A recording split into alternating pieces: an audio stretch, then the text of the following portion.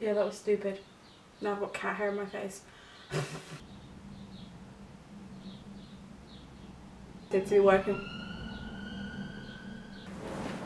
What am I trying to say?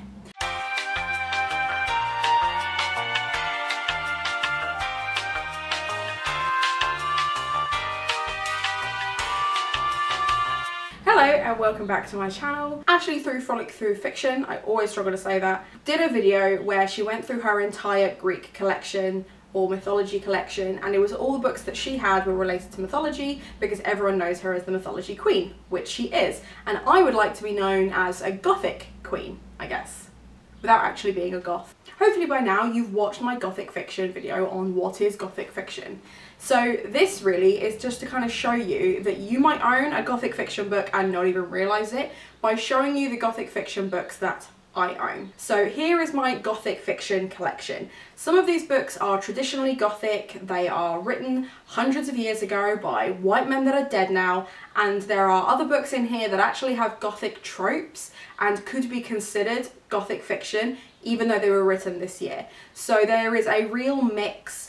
I don't have any non-fiction in this list for the simple reason that any non-fiction resources that I have are from universities and it's not a full, I don't have a full list of it, and there's no point me going through all the resources I have from uni. We'd be here all day. Without any further ado, here's the video. The OG Gothic fiction novel. This is The Castle of Otranto by Horace Walpole. It is full of my notes from university. This is a weird one because it pretended to be something it was not. It was the first official parody really, because Gothic was a homage to things that it liked before, kind of like the Renaissance, and this has weird floating helmets and ghosts and romance and other silly things. It's almost Shakespearean in its style, and it's just a very strange book. A lot of people feel like they have to read it if they're going to understand what Gothic fiction is, and I feel like actually it's such a mess of a story that it might actually put you off reading Gothic, so only read this if you're like a hard nut for Gothic fiction. The next one is Caleb Williams. This is a story of a young secretary who begins to suspect his boss of something far more sinister and dark. It kind of leads into the murder mystery style of it. It's a lot of suspense, it's psychological. This is a much better introduction to Gothic fiction if that's something you want to try. Next is The Mysteries of Udolpho. This is the one that kind of got me into Gothic fiction. It was the first book that I studied and actually really enjoyed, by Anne Radcliffe. It's about a girl who moves essentially into the mountains to live with someone she barely knows, and it's full of mystery and it is psychological, but it's also far more lyrical and it's very atmospheric. So if you're looking for a slow beat read that's not going to kind of overwhelm you, this is the one. Like, I really enjoyed this one. Heart of Darkness is the one that I own but I haven't actually read. I bought this when I was studying Gothic fiction at university but never read it. I probably should read it. It's been on my shelves a while. I didn't realise that Northanger Abbey is actually the first book that Jane Austen ever wrote, but it wasn't published until after she died, which is why it's seen as one of her later novels. It is a parody of everything Gothic fiction. It takes the mick out of the fallible heroine and big castles and things like that. It's silly, it doesn't take itself too seriously, it has Jane Austen's wit in it. So if you enjoy a romance but you want a little intro to Gothic, again, this is a really great place to start.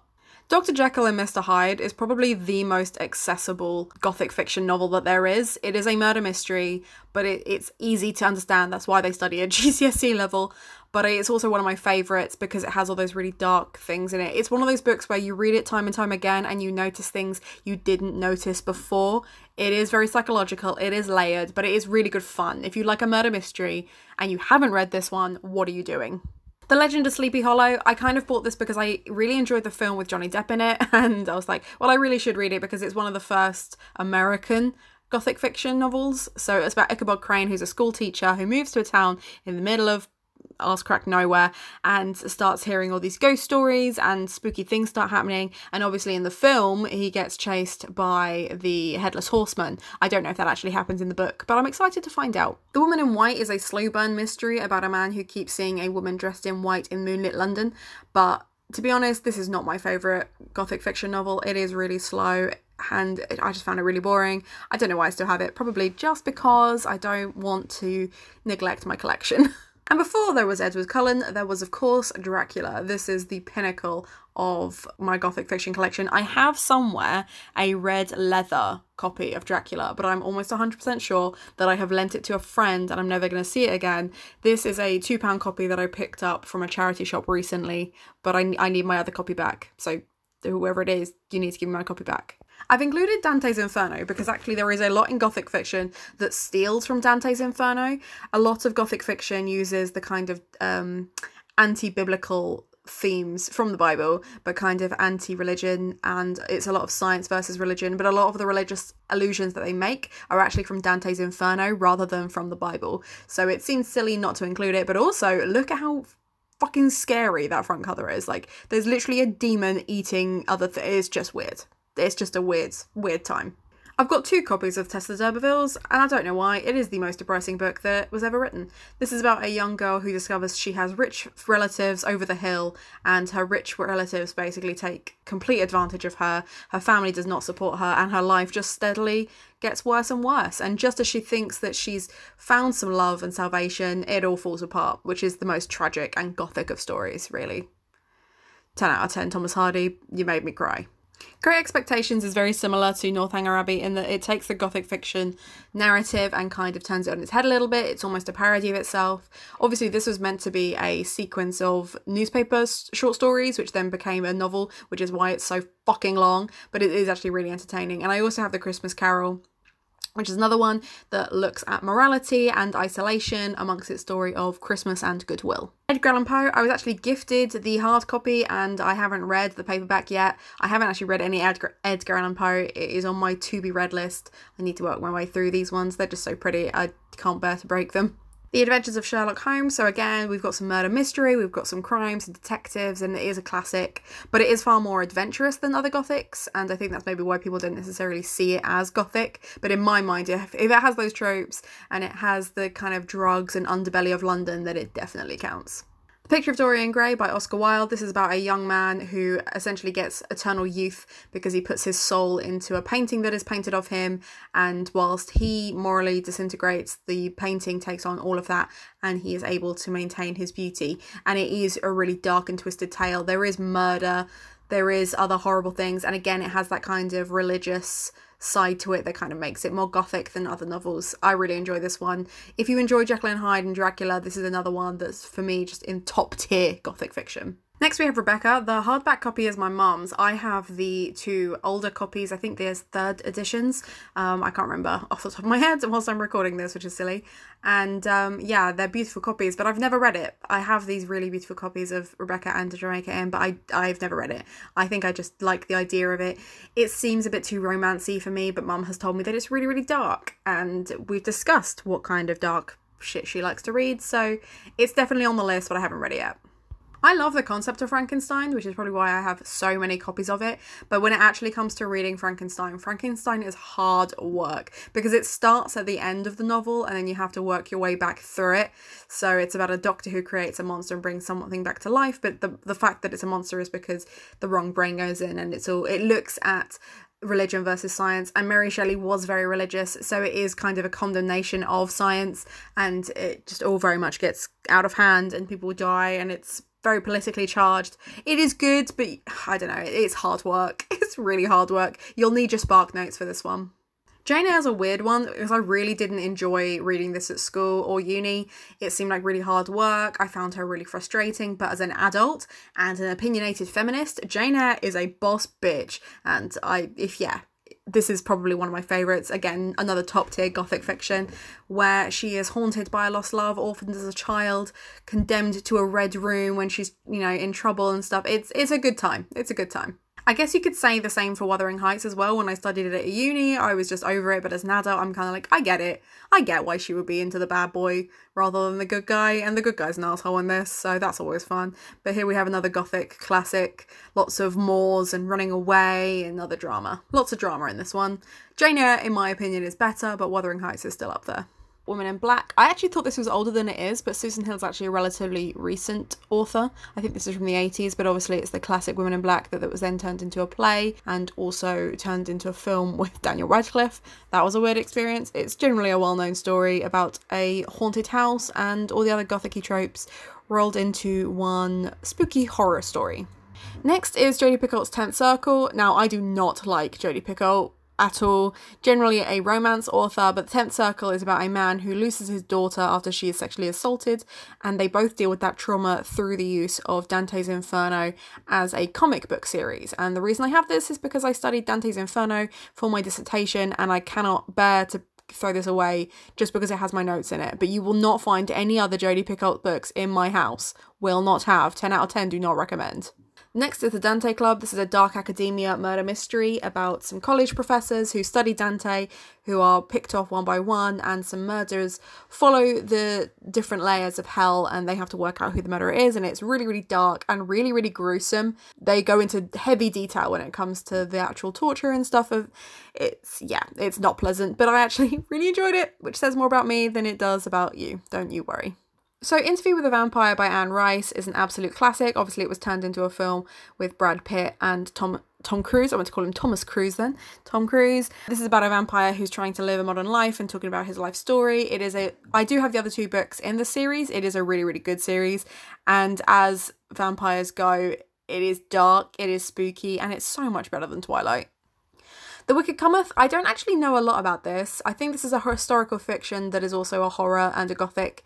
This only came out like a year or so ago, and it's one of the books that I bought thinking, oh yeah, I'll definitely read that, and then I just haven't. So hopefully I can read it for this year's Gothtober. It's got a foiled cover that is just beautiful, and it looks really, really spooky. Sarah Waters' Fingersmith. This is an LGBTQ+ gothic set in Victorian England about 2 girls who are raised separately and then brought together and swapped round. But Fingersmith is obviously an allusion to something a little more sexual than that, which gothic fiction has never shied away from. One of the things you'll notice if you read more gothic fiction is the fact that they really enjoyed messing with people and kind of playing on the fact that they were all kind of stuck-up prudes who didn't want to talk about sex. Well, yeah, that's why Sarah Waters gets away with this one, and it is definitely a modern gothic. The Lying Game by Ruth Ware may just be seen as a thriller, but when I was looking into it, because I want to read this for a readathon next month, I felt like it did have a lot of the other tropes, because it has the psychological elements to it, it has the isolation elements to it, obviously it's a murder mystery / thriller, and gothic fiction is the granddaddy of all thrillers, so it definitely counts, in my opinion. The Goldfinch is a dark academia novel. I don't know the full story, but I know that it's something to do with a terrorist attack and a particular painting and a man dealing with a mystery and his history with that. I know there's been a film that's come out very, very recently, but I really want to read the book before I get onto the film. I haven't read this yet because look at it. It's enormous. I've also included this modern adaptation of Sherlock Holmes. I've done this separately because I think it is a modern classic rather than an original Gothic, but it's written in the same sort of style. It is still written as a historical version of Sherlock rather than a modern Sherlock, but it's by the guy, Anthony Horowitz, who does a lot of like I think it's Alex Rider. I don't know. He does some kids books. So this is quite fast-paced and fun, but it is a good time with Sherlock. Through the Woods is the only gothic fiction novel that I've got as a graphic novel.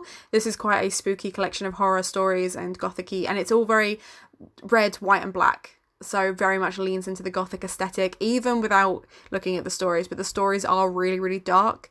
I really enjoyed this, and actually if you're like, I'm still unconvinced as to whether gothic fiction is my thing, if you do like graphic novels and you want something a little bit spookier, then give these a go. Night House by Leigh Bardugo is, I believe, her first adult fantasy or urban fantasy novel. It is very gothic, it's dark academia, it's set at Yale University, and it looks at secret societies and behind the scenes and demon summoning and all kinds of really dark stuff. There are massive trigger warnings for sexual assault and abuse and all kind of other really dark things, so do not go into this with your eyes shut if you're unsure about any of those things. I really, really enjoyed it. I know that some of the stuff in it was just too much for other people, but after you've read a few of these gothic fiction novels, I mean, this is just nothing really, but it was good fun. I enjoyed this. It was a lot more of a murder mystery than I was expecting. I was expecting it to really lean into the fantasy element, but you know, 10 out of 10, I really enjoyed this. Nevernight might seem like a hard sell for a gothic fiction novel, but when you look at the aesthetic of Venice and the kind of fantasy world that they live in, it does feel very gothic. Plus she's orphaned, plus she's a murderess, plus there's blood and sex and gore and stuff. There are a lot of gothic elements in it, but I guess you can say that about any fantasy, but this one just seemed to me, when I was looking through my shelves and thinking, what have I got that just screams gothic? I mean, she wears leather everywhere. Like, J. Kristoff wishes he was a goth, let's be honest. This is on my TBR. I really enjoyed her Star-Crossed series, which is a Greek retelling, so I'm hoping that this will lean more into the Gothic, but it is definitely murdery, and it is definitely mystery and isolation-y, and it just seems really dark and spooky, so it definitely counts. The Furies is another dark academia, but it leans into kind of the witchy and occult kind of dark academia, and obviously the Furies is a reference to Greek mythology anyway, so you've got more of that in there. I'm excited to read this. This was gifted to me by Ashley from Frolic Through Fiction. This was meant to be my TBR last month and I just didn't get to it, and I was absolutely gutted, so hopefully I will find time next month to read it. Wilder Girls is another one where it might not seem like a gothic fiction novel from the outset, especially with all the bright colours on the front cover, but actually you've got monsters, you've got isolation, you've got secrets, you've got psychological elements to it. This is definitely a gothic novel, but this is a modern gothic, and a very feminine gothic novel as well. I guess the Hazelwood to me screams gothic because again it has the isolation elements to it, it has the mystical elements to it and the supernatural. You've got her combating a world that she can't really see and can't really understand. I also like the fact that Melissa Albert includes strange noises anytime something mystical is about to happen, which is a very, very gothic-y trope. You'll see that in Mysteries of Udolpho as well. But obviously this is a YA read and it has mystery elements to it, but it's not a murder mystery because it's just a case of someone goes missing as opposed to dies. But it's really good. This got me out of a reading slump. I know I've said that before, but I just feel like it's worth mentioning every time. If you need something to break something, like break a slump, this is my recommendation to you. You may recognise the name L.J. Smith. This is the lady who created Vampire Diaries, but I think her trilogy Dark Visions is actually much, much better. This is 3 books in one from the Night World, and this is about psychics who use crystals to heighten their powers, and it all goes horribly wrong. And again, you have isolation, you have a romantic triangle in this one, because of course you do. You've got YA drama, but I just really enjoyed this because it had all of the elements I loved from like vampire stories without the vampires. So if you're sick to death of seeing vampires, but you want those elements from those teen dramas that you loved so much, definitely recommend this. And I haven't seen anyone else talk about this. I don't even know how I found this. I think it's probably a charity shop buy, but I really, I've had this since I was a teen. It's a really good book. Marked is a weird one because I can't quite bring myself to get rid of it because I really, really enjoyed it. And essentially it's Hogwarts if Hogwarts was for vampires. So rather than being bitten by a vampire, you become marked, and that's how you become a knight's child, basically. The problem with this though is it is really, really problematic when it comes to its representation of Native Americans. So I wouldn't necessarily recommend that you run out and buy it. If you are going to buy it, maybe buy a secondhand copy so that it's not generating more money or upheaving, but like, it's a really fun read, and I really would love to see something like this again that's not Vampire Academy, because I really didn't enjoy that. This was kind of Vampire Academy before Vampire Academy, but maybe without all the problematic, it's not good, but I really enjoyed it, and it has a real strong nostalgia tug for me, so I have to be really careful when recommending this one. It is not for everyone, and you have to go in with your eyes open that it is problematic. And of course, Twilight, the gothic fiction novel that I know you have read. Don't lie, everyone's read it. I'm not even going to tell you what this one's about. You already know. You already know. Take a good hard look at yourself and admit that you like gothic fiction and that you like Twilight. Swordkill Girls is about 3 girls who are fighting a demon. They all feel isolated in their own way. It's also very sapphic. You have a lesbian romance in there, which is lovely. And you've also got asexuality represented. It's really good. Actually, if you've seen my most recent video, which is the fantasy recommendations, you will know that this was one of the books that was top of my list. If you've not read this, what are you doing? A middle grade gothic fiction series would definitely be the Series of Unfortunate Events. I'm absolutely gutted that I only have this one copy of it left. I used to have all 14 books. My dad read the books to me as a kid, so they hold a really sweet spot in my nostalgia zone. That sounded weird, but you know what I'm trying to say.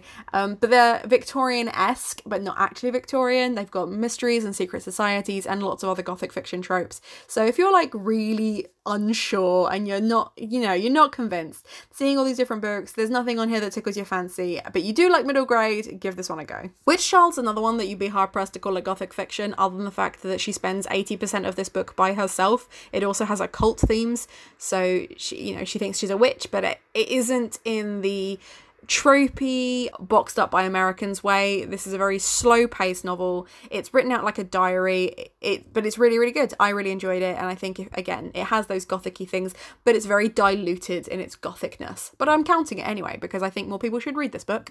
And the last one on my list is Vampiress. This is vampires that are also pirates. You've got twins that are separated and left at sea with a whole drama of stuff. It's a middle grade, so it's just silly and fun. But again, it has all those tropes that are Gothic, and I'm definitely counting it. And I thought, what a way to end this video other than to talk about vampire pirates. I already know that this is in my TBR for next month, so look forward to that. Anyway, that's the end of my list. If you've got any of these books at home, or if you own any Gothic fiction books that you think I would like to have in my collection that I don't already have, please feel free to comment those below. Make sure that you're liked and subscribed, and have a nice day.